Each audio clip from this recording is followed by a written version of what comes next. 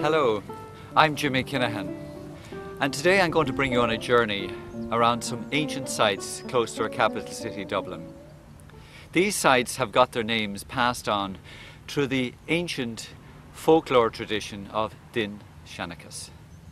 The first site here is Ardán Nave Pádraig, St. Patrick's platform.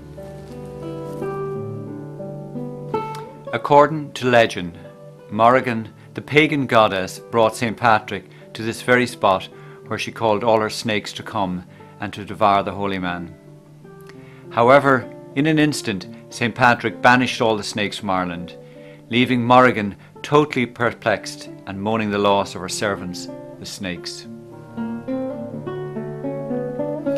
It is believed that the pagans belonged to a matri-centered society, and that this society was represented by the snake. The banishing of the snakes was therefore a symbolic representation of Christianity's victory over pagan Ireland.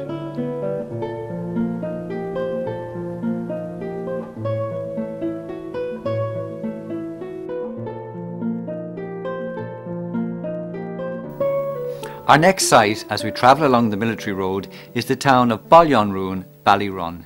It is said, according to local folklore, that this is the very spot where a village once existed which gave shelter to the patron saint of Ireland, St. Patrick.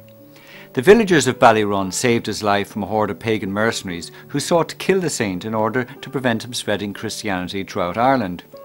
As a reward for their kindness, the saint blessed the villagers and said they would be removed from the perils of human history on account of what they did. The village would only appear one day every 100 years, and no one in it would ever know old age, hunger, illness or death. The village is twinned with Brigadoon in Scotland. I'm standing here on the crossroad called the Sally Gap, Toker, Roundwood and Glendalough. Tradition has it St. Patrick died here, and he was taken up to heaven by his old friend Oisín, one of the first people who he baptised on Oisín's death. Oisín came down from heaven on a white steed, and there was a gap in his saddle which he invited St. Patrick to join him, and they went off into paradise.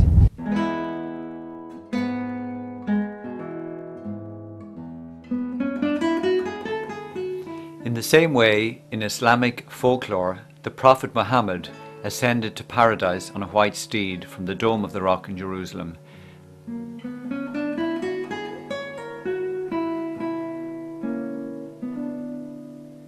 This site is called Deora Bríde, the Tears of Bridget. According to Din Shanachas, Bríde prayed to Mary to save the children of Leinster from the Forvera who were plundering the villages. Bríde beseeched Mary to save all the children, and so by miracle made the children invisible to the brutal warriors. When the warriors eventually left, Bríde brought all the children to this spot. On hearing that their parents were dead, the children cried. As Bríde cried and wept with them, all the angels from heaven joined with them, and they cried and cried, creating this waterfall at Deora Bríde.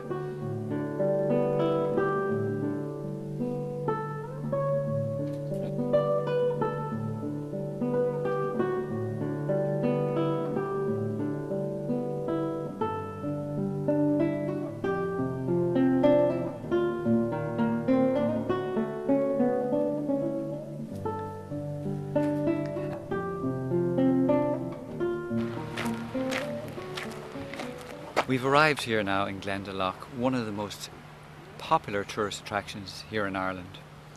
There's two sites I'd like to show you. One is the Round Tower, which we're going to see first, and then the Wishing Crosses.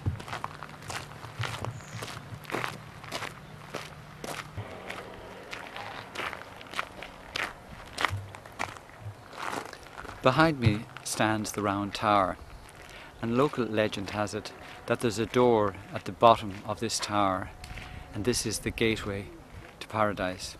Similar in Jerusalem, you have the Church of the Dome of the Rock, and there's a hidden doorway, and this is the gate to paradise. The second legend with the Round Tower is that if you walk around it anti-clockwise 12 times on Ia Saunad, Halloween night, you're likely to meet the devil.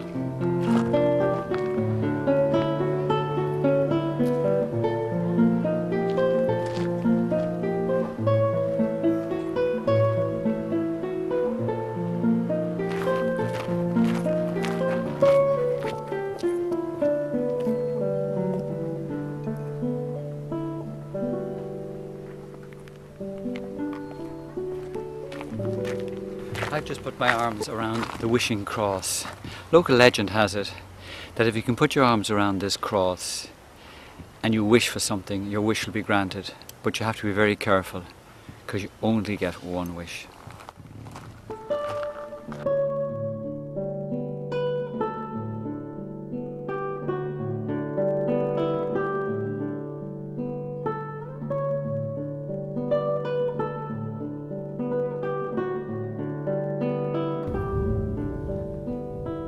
These two rocks are called Clownish, marriage rocks. Local tradition has it that when a couple are planning to get married and they come up here and stand between the two rocks, the wife-to-be puts her left hand on one rock, the husband-to-be his right hand on the other rock.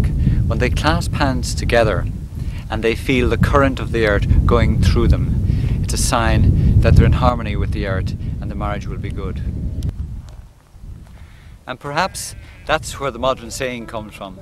Did the earth move for you, darling?